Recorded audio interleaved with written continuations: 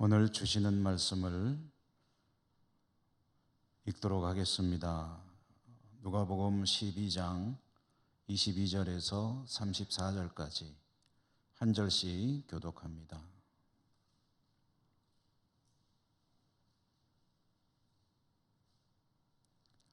또 제자들에게 이르시되 그러므로 내가 너희에게 이르노니 너희 목숨을 위하여 무엇을 먹을까 몸을 위하여 무엇을 입을까 염려하지 말라.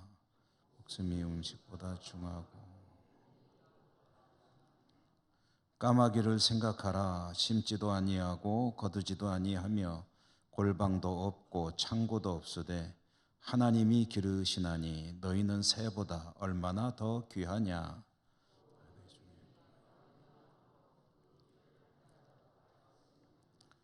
그런즉 가장 작은 일도 하지 못하면서 어찌 다른 일들을 염려하느냐. 생각하여 볼라. 그러나 내가 너희에게 말하노니 솔로몬은 입은 것이 이 꽃 하나만큼 훌륭하지 못하였느니라. 오늘 있다가 내일 아궁이에 던져지는 들풀도 하나님이 이렇게 입히시거든 하물며 너희일까 보냐. 믿음이 작은 자들아.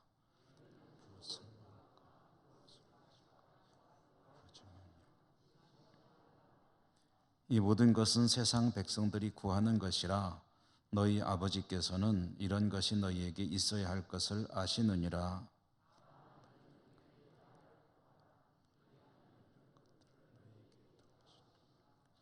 적은 무리여 무서워 말라. 너희 아버지께서 그 나라를 너희에게 주시기를 기뻐하시느니라. 회당을 만들라. 보물이니 거기는 도둑도 가까이 하는 일이 없고 좀 더 먹는 일이 없느니라. 너희 보물 있는 곳에는 너희 마음도 있으리라. 아멘. 주님 은혜가 함께 하시기를 기원합니다. 오늘 수요 성경 읽기 이제 50번째 됐군요. 염려라는 부제를 가지고 잠시 말씀을 나누도록 하겠습니다. 누가복음을 주로 읽어가고 있는데 큰 틀로 보면은 1막과 2막과 3막이 있고 1막의 무대는 갈릴리다라고 말씀드렸죠. 2막은 갈릴리를 떠나서 예루살렘으로 가는 도중이다. 그래서 길 위에서 일어나는 일들. 그 중에 이제 최근에 우리가 보고 있는 대목은 예수님을 향해 나오는 수많은 무리들 가운데 바리새인과 서기관들은 예수님에게는 대적자들이죠. 이 사람들이 예수님께 이런저런 도전도 하고 또 어떤 관계도 가지고 하던 중에 책망을 많이 들었습니다. 그리고 이제 지난 수요일에는 바리새인이라고 성경에 명확히 나와 있진 않지만 전후 관계로 봐서는 바리새인으로 보이는데요. 한 사람이 예수님께 나와서 형과 자신의 유산 분배 문제를 좀 해결해 달라. 그 속에는 이제 형이 좀 부당하게 하고 있다. 이제 그런 청원을 했고요. 예수님은 그에게 그것을 이렇게 하려든가 또는 어떻게 해주겠다 이런 말씀은 안 하시고 오히려 한 가지 이야기를 들려주셨습니다. 그래서 이제 들려주신 것이 한 부자 이야기였죠. 한 부자 이야기. 부자가 많은 소출을 얻었는데 그가 너무 즐거워하면서 너무 많으니까 필요한 것 빼고도 너무 많이 남으니까 창고를 짓고 이제 저장하겠다라고 계획을 세우게 되고 그 생각을 하니까 너무 즐거운 겁니다. 그래서 내 영혼아 즐겁다, 즐겨보자, 내 인생 참 좋구나 그래서 즐거워하고 있는데 그런데 그게 그에게 아무 의미가 없다 하는 이야기를 들려주셨죠. 여러분, 여기에서 이제 이 사람이 예수님에게 문제를 해결해 달라고 했을 때 예수님의 관심은 이 사람의 이야기 속에 나오는 유산 분배를 부당하게 하고 있는 형에게 가 있지 않습니다. 예수님의 관심은 지금 눈앞에 있는 이 사람에게 있습니다. 그래서 형이 유산 분배 문제를 잘했건 못했건 했건 안 했건 그것은 지금 이 사람에게 중요한 문제가 아니라는 얘기를 하는 겁니다. 왜냐하면 그거 없어도 살 수 있거든요. 그러니까 지금 형이 상속 문제를 올바르게 해결하지 않고 있는 것은 그건 너의 재물에 대한 욕심이다. 형이 잘하고 네가 잘못하고 네가 잘했다는 그런 얘기는 여기서 주제가 아닙니다. 이 사람의 내면의 세계를 놓고 주님은 말씀을 하시는 거죠. 네가 형과의 상속 문제를 올바르게 공정하게 하기를 원한다고 할 때에 안에 있는 속내는 뭐냐면은 더 많은 물질을 갖고 싶어하는 욕심에서 나오는 것이다. 그리고 그와 같은 욕심이 얼마나 무의미한 것이냐 하는 얘기를 들려주신 게 이 부자 이야기거든요. 그러므로 이 얘기를 오해하시면 안 됩니다. 예수님께서 부당한 대우를 받고 억울해하는 사람의 이야기를 듣고 무시하거나 그런 이야기는 성경에서 이야기하는 관점이 아닙니다. 이것은 이 사람의 욕심에 대한 이야기입니다. 이야기 내용은 그런 거였죠. 부자가 많은 소출을 얻었다. 즐거웠다. 그걸 다 이제 누릴 생각을 하니까 입에서 노래가 나온다. 야, 인생 참 재밌구나 하면서 즐거워하면서 창고를 크게 확장하고 거기에 갖다 탁 쟁여놓고 살 생각을 하니까 너무너무 좋은 거예요. 그런 이야기를 들려주시면서 주님은 이야기 속에 부자의 오류를 짚어주셨습니다. 부자의 가장 중요한 착각, 오류는 뭐냐 하면은 많은 소출을 거둔 것의 원인을 잘못 알고 있다는 거예요. 농사를 지어가지고 많은 수확을 거뒀다고 합시다. 뭐 쌀 한 가마 기대했는데 10가마가 나왔다고 합시다. 너무너무 즐겁다는 거죠.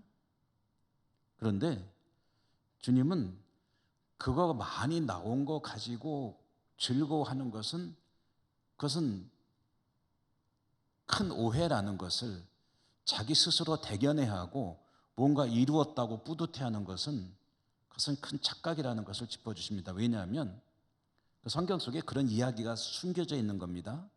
네가 많은 소출을 거둔 것은 네가 잘해서 그런 게 아니라는 얘기를 해주시는 거예요. 그것은 밭이 준 선물이다 이런 이야기. 주님이 하신 얘기는 그겁니다. 여러분 이게 우리한테는 다 그대로 적용이 돼요. 내가 뭔가를 이루었다. 나도 노력했죠 물론. 그렇지만 그거 가지고 뿌듯해하지 않아야 된다는 거예요. 왜냐? 선물을 받은 거다. 밭이 일해서 해준 거지. 물론 이 사람이 열심히 노력했을 거예요. 무더운 여름에 물을 주기 위해서 또 기술 개발하기 위해서 좋은 종자를 찾기 위해서 많은 소출을 거두기 위해서 땀 흘려 일했겠지만 사실 그것이 차지하는 비중은 얼마 안 되는 거예요. 정말 중요한 것은 그 외에서 다 이루어지고 있습니다. 기후도 중요하고 밭의 역할도 중요하고 자연재해도 없어야 되고 정말 결정적인 것들은 이 사람이 할 수 있는 거는 별로 없어요. 그러니까 많은 소출을 거두었다면 그거는 선물을 받은 거라고 생각해야 되고 내가 지금 살아가는 삶이 건강하게 살아가고 있다면 건강은 운동 열심히 했죠. 좋은 음식 먹기 위해서 얼마나 몸 관리 잘했는지 몰라요. 근데 그게 얼마나 비중을 차지하느냐 그게 결정적인 원인이냐 그거는 아니라는 거를 알아야 된다는 거죠. 내가 제법 많은 재산을 가지고 살아가고 있다. 사회적으로 제법 성공했다. 나도 노력했다. 그렇지만 내 노력은 지극히 일부라는 것을 인식을 하고 하나님의 선물이라는 것을 알아야 된다는 거죠.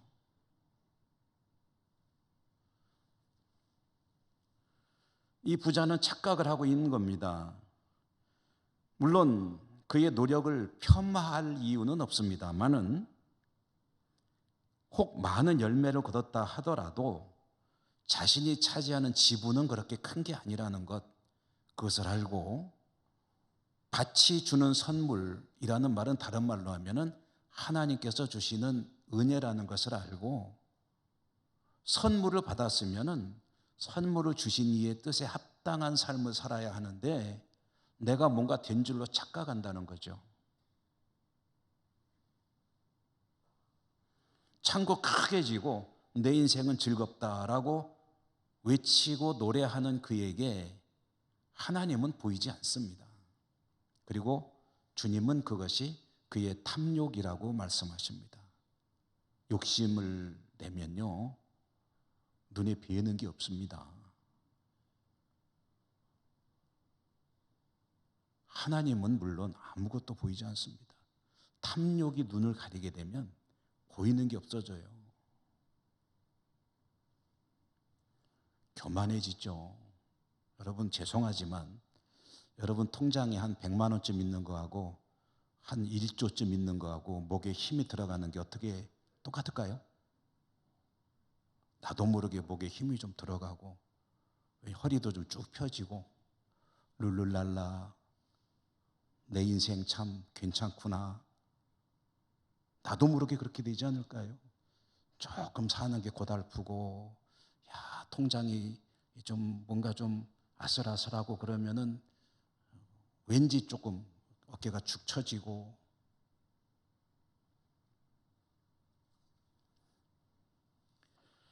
이제 그 이야기를 이제 탐욕에 관한 이야기를 주님이 들려주셨고요. 오늘 주시는 말씀이 이제 여러분 같이 읽으셨지만 근심, 염려에 관한 이야기를 들려주십니다. 염려. 그러니까 지난주 말씀하고 이어지는 이야기예요. 지난주 이야기랑은 상관없는 얘기가 아니고 지난 수요일 이야기하고 이어집니다. 그래서 오늘 염려 얘기를 쭉 들려주시는데 저도 여러분도 참 염려거리 많죠? 여러분 혹시 염려할 일이 없으신 분 계십니까? 사람은 염려를 하도록 되어 있습니다. 구조가 그렇게 되어 있습니다. 염려가 없는 사람은 없습니다. 저 사람이 무슨 걱정이 있겠어 하는 사람도 다 있습니다. 하다못해 오늘 저녁에 뭐 먹지? 내일은 또 뭐 먹지? 야, 먹고 살기 힘드네. 별 걱정을 다 한다니까요. 걱정할 게 없으면 만들어서라도 한다는.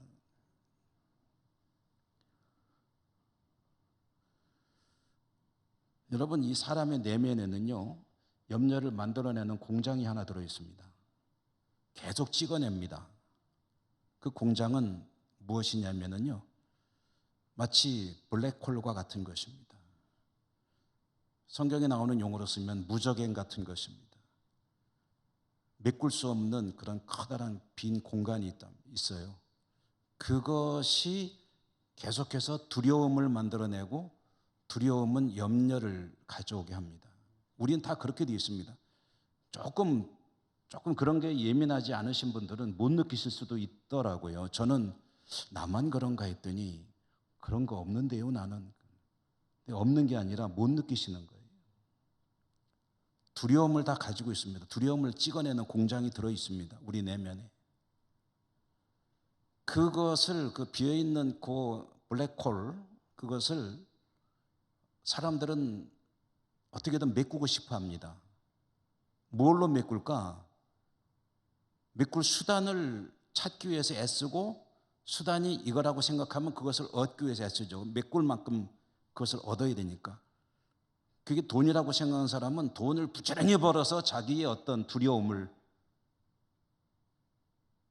대비하려고 합니다. 그것이 어떤 뭔가에 대한 열등감이나 컴플렉스, 무슨 출세, 학력, 그다음에 자녀 문제 이런 것들이 있으면 그거를 메꾸려고 그냥 어떻게든 몸부림치며 사는 거예요. 근데 그게 문제는 메꿔지지가 않는다는 거죠.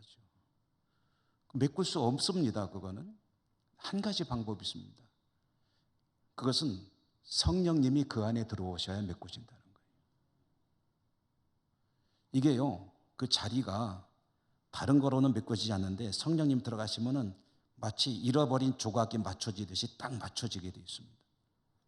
그래서 성령님이 그 안에 들어오시고, 그리고 성령님이 그 안에 들어오셔서 머무시는 동안에는 두려움이라는 것이 사라집니다. 두려움이 사라지면 염려가 없어집니다. 염려가 없어지면 평화가 찾아옵니다. 너희는 두려워하지 마라. 내가 너에게 평안을 끼치노니 내가 끼치는 너에게 주는 평안은 세상에 주는 것과 같이 아니하니라. 주님이 주시는 말씀이잖아요. 그래서 성령님이 우리 안에 들어오셔야 그 자리가 딱 아구가 맞아서 채워지고, 그러면 두려움이 없어지고 염려가 없는 평화로운 삶을 살 수가 있습니다. 성령이 머무시는 동안, 만약에 성령님이 아직 안 오셨거나 못 모셨거나 계셨는데 떠나버리셨다면 그때부터 다시 두려움에 사로잡힌 삶을 살게 됩니다. 다시 모실 때까지. 그러므로 두려움과 염려가 없는 삶을 사는 방법은 딱 한 가지입니다. 주님을 우리 안에 모시는 거예요. 성령으로 찾아오시는 주님을 모시고 살아갈 때 걱정, 염려, 그것의 근본이 되는 두려움이 사라지게 됩니다. 감사하게도 성령님은 끊임없이 우리를 찾아오십니다. 오시려고 계속해서 애를 쓰십니다.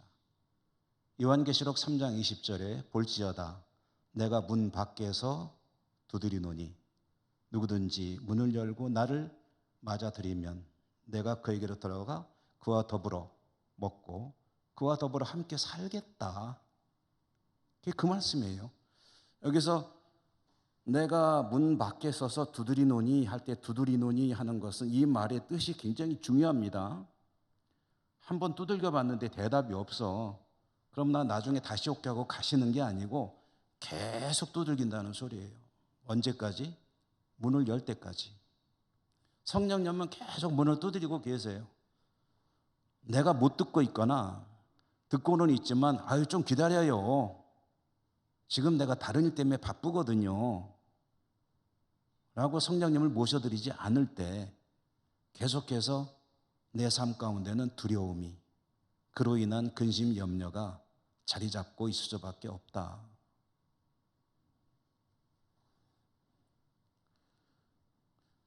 지난 수요일에 있었던 부자이야. 부자는 왜 그렇게 자기 필요보다 훨씬 많거든요. 쌀 한 가마면 충분히 먹고 살 수 있고 아이들 공부도 시키고 할 수 있는데 나머지 9가마를 뭐하러 그렇게 쌓아놓으려고 했을까요?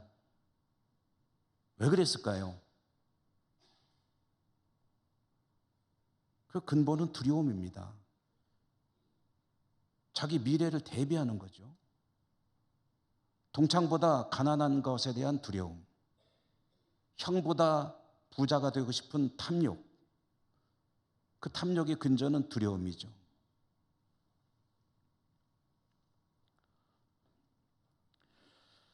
부자의 시각과 하나님 사이에 근본적인 차이가 있습니다.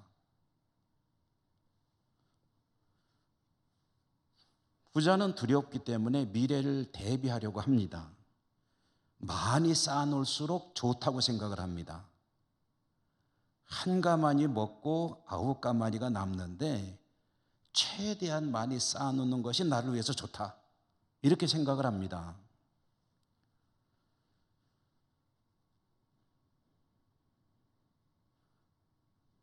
근데 하나님의 시각은 뭡니까? 하나님의 시각은 필요한 것은 내가 준다는 거예요. 나머지는 어떻게 해야 됩니까?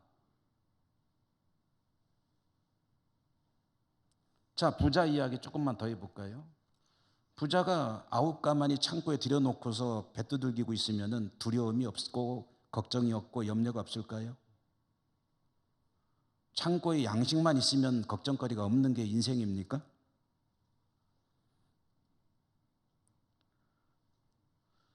그는 그것에 대해서는 대비했을지 모르지만, 근데요, 내가 염려되는 거에 대해서 준비를 하는 것은 한이 없습니다. 돈 문제 대비해 놓으면 건강의 문제는 어떻게 되나요? 돈도, 건강도, 또 아이들도, 또 뭐 없나요? 이런 여러 가지 이거 다 어떻게 대비하죠? 그거 하나하나 어떻게 다 대비하죠? 요거 해놓으면 그 다음에 요게 걱정이잖아요. 요거까지 해놨더니 그 다음에 또 요게 걱정이잖아요. 그러니까 하나님의 말씀은 뭐냐면, 무엇을 어떻게 대비하느냐가 문제가 아니라 정말 중요한 게 뭔지를 깨달으라는 거예요. 수많은 문제들이 있는데 그 중에 너에게 정말 중요한 게 뭐냐? 창고에 곡식 쌓아놓는 게 정말 너한테 중요한 문제니? 오늘 말씀이 그러잖아요. 음식보다 중요한 것이 목숨이다. 쌀 많이 쌓는 것보다 중요한 것이 네 생명이다. 옷보다 중요한 것이 몸이다, 몸. 몸을 감싸고 있는 옷이 뭐 날개라고 하지만 이 옷보다 중요한 것이 몸 아니냐. 먹는 것보다 중요한 것이 생명 아니냐.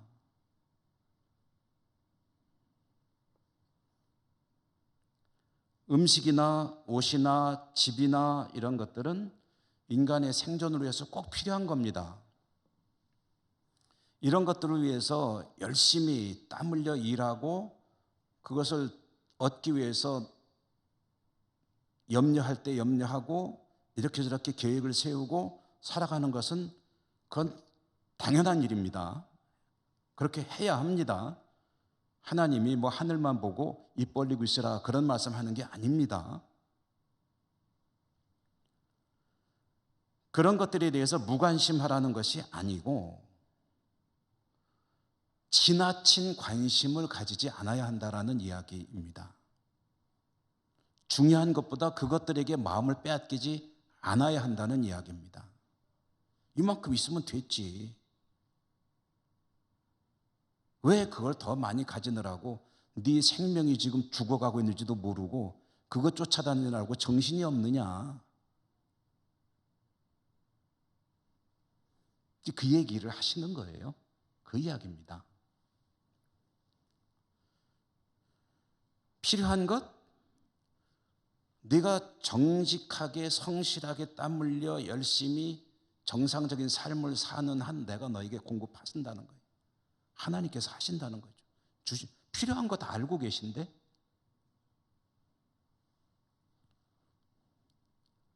그거면 된다는 거죠. 그리고 너의 마음과 힘과 이런 것들은 어디에 가 있어야 되느냐? 네 생명에 가 있어야 한다.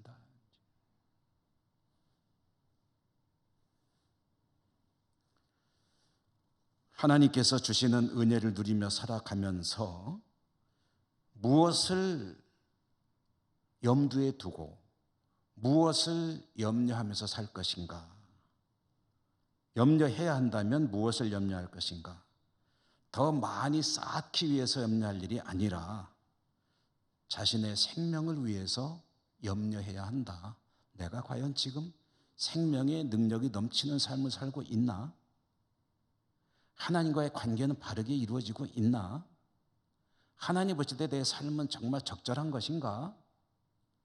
나중에 하나님 만났을 때 하나님이 나를 칭찬할 그런 삶을 살고 있는지 이게 관심사여야지. 야, 창고가 조금 모자라는데 하나 더 짓까? 지어놓고 보니까 빈자리가 많네요. 저거 어떻게 채우지? 이것 때문에 마음을 빼앗기지 말라. 하나님께서 그 얘기를 설득을 이제 주님께서 하시는 거죠. 하시기 위해서, 이건 제자들에게 들려주신 말씀인데, 이제 동원하는 게 두 가지가 있습니다. 하나는 까마귀, 하나는 백합화. 까마귀. 마태복음에는 공중 나는 새를 보라라고 했잖아요. 근데 누가복음엔 까마귀를 데려왔습니다. 새 중에 어떤 새였는지를 조금 더 정확히 짚은 것 같아요. 까마귀. 까마귀는요, 어떤 새냐면은요, 레위기 율법에 의하면 부정한 새입니다. 까마귀는 먹으면 안 됩니다. 까마귀 먹으면 건망증이 심해집니다.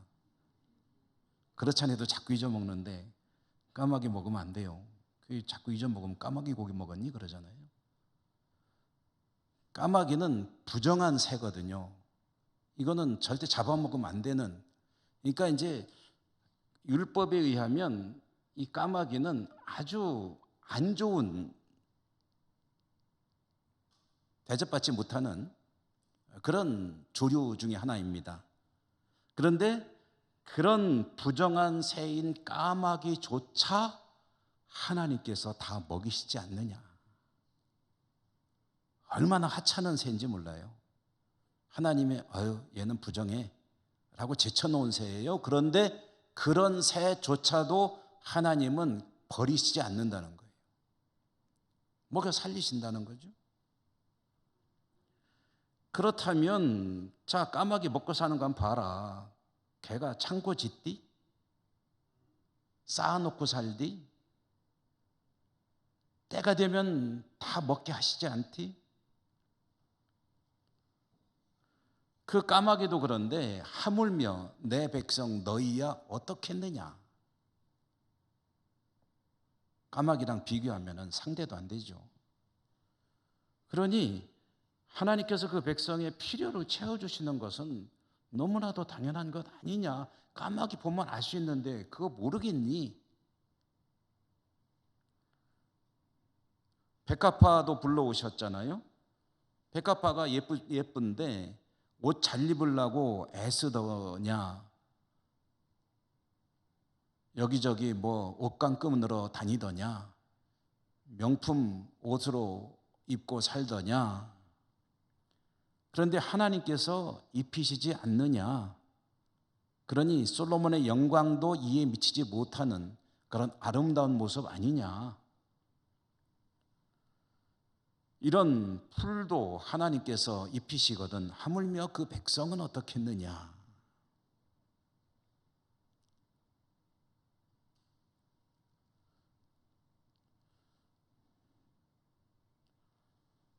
창고 크게 짓고 잉여 농산물 많이 만들어 쌓아놓고 자본을 축적하고 큰 부자가 되더라도 그것과 그의 영혼과는 아무 상관이 없습니다.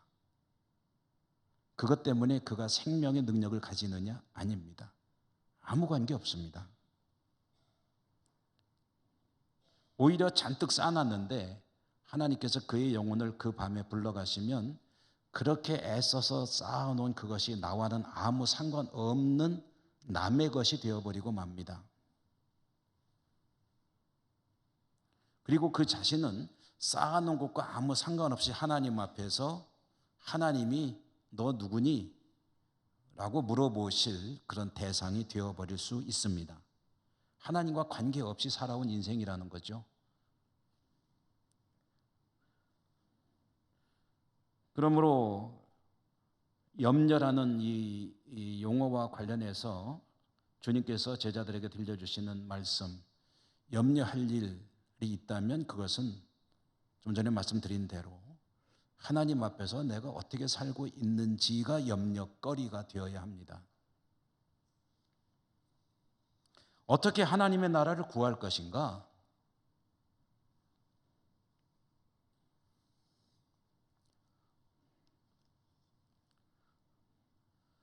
나머지 그렇게 살아갈 때 필요한 것은 하나님께서 주신다는 사실을 기억하라, 잊지 마라. 의심스러우냐? 까마귀 봐라, 백합화 봐라.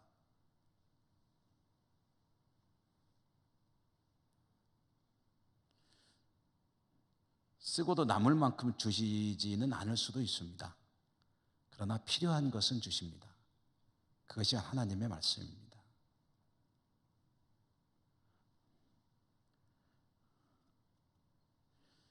그러면 그렇게 풍성한 소출을 얻었을 때 그것을 어떤 자세를 가지고 대해야 됩니까?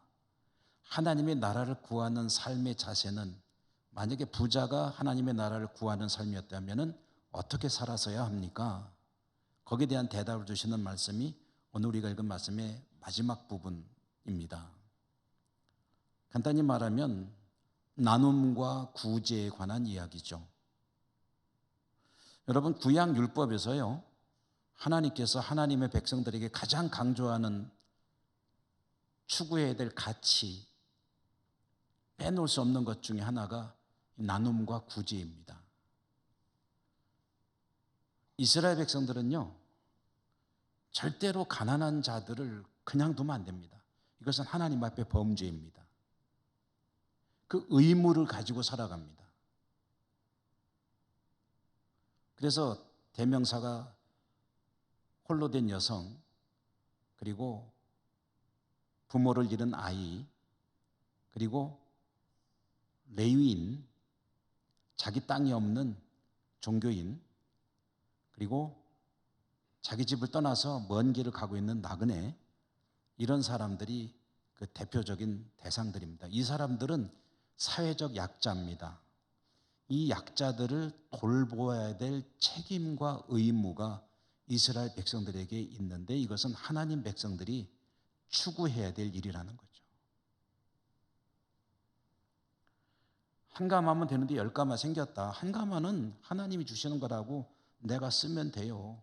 그럼 9가마 가지고 다 쟁여놓고 야, 걱정거리 없네 라고 할 것이 아니라, 그것을 가지고 나눔과 구제에 나아갈 때 그게 뭐냐면은 하늘 창고에 쌓아놓는 것이다, 이렇게 말씀을 하시는 거예요.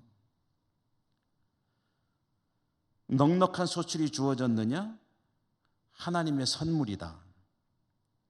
너는 그것으로 너의 미래에 대한 두려움을 대비하려고 하지 말고 하나님께서 기뻐하시는 일을 추구해라. 하나님이 선물로 주신 것이니 하나님께서 기뻐하시는 것을 위해 사용하는 것이 당연한 것이거니와 너의 생명을 위해서 하늘 창고에 쌓아놓는 것이다.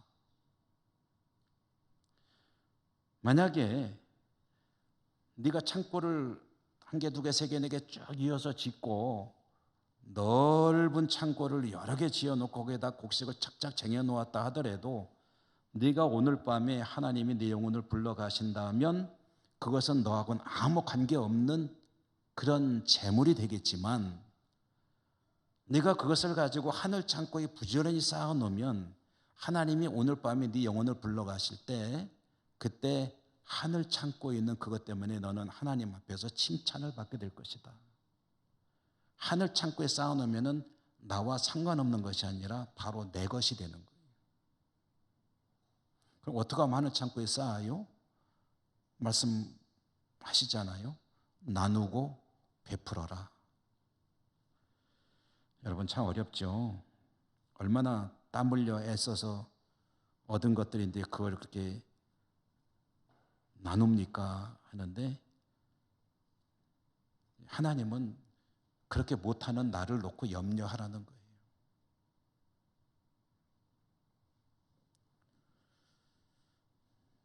이제 오늘 그 예루살렘을 향해서 가면서 주님이 제자들에게 하시는 이야기입니다. 제자들에게 가르쳐 주시는 말씀이에요. 그럼 제자들은 어떻게 해야 돼요? 이제 그 주님 잘 따라가지고 나중에 한자리하고 떵떵거리고 사는 것에 대해서 지금 꿈에 부풀어 있는데, 그들이 추구할 건 그게 아니지 않습니까?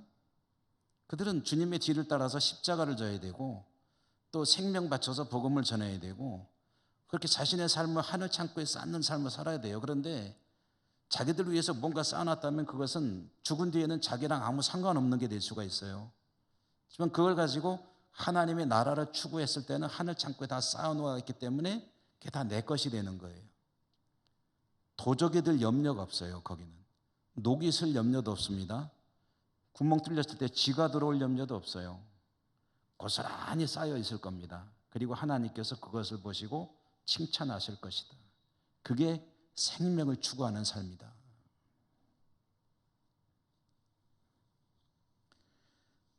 제자들에게 들려주신 이야기입니다. 뭐 위에 염려할래? 너의 통장을 위해서 염려하지 말고 하늘 창고에 쌓아놓는 일에 노심초사하라. 그것이 너의 생명이다.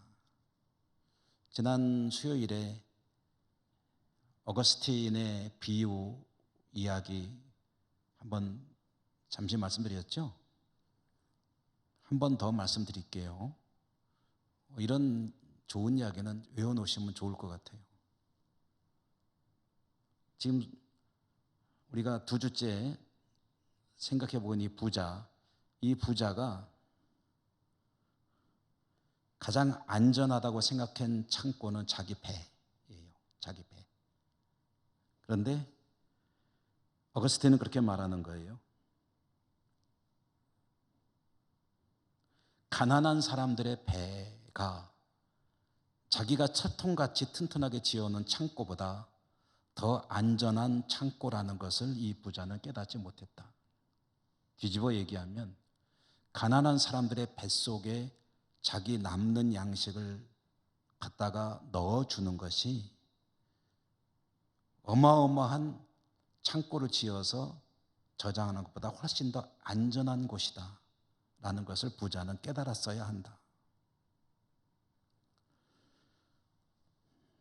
구제에 관한 이야기이긴 하지만 하나님께서 원하시는 것을 끊임없이 추구하는 저도 여러분도 될 수 있기를 주님 이름으로 축원합니다. 은혜로우신 하나님 감사합니다. 오늘도 말씀 주셔서 저희들이 그 뜻을 새겨보았습니다.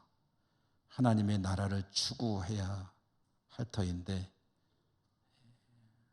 자신의 나라, 자신의 욕구에 따라 살아갈 때가 얼마나인지 모릅니다. 불쌍히 여겨주시고 성령님 깨우쳐 주시고 성령님의 인도하심에 순응하여 하나님의 나라 하늘 창고를 채우며 살아가는 저희 모두가 될 수 있도록 축복해 주시옵소서. 예수님 이름으로 감사하고 기도드립니다. 아멘.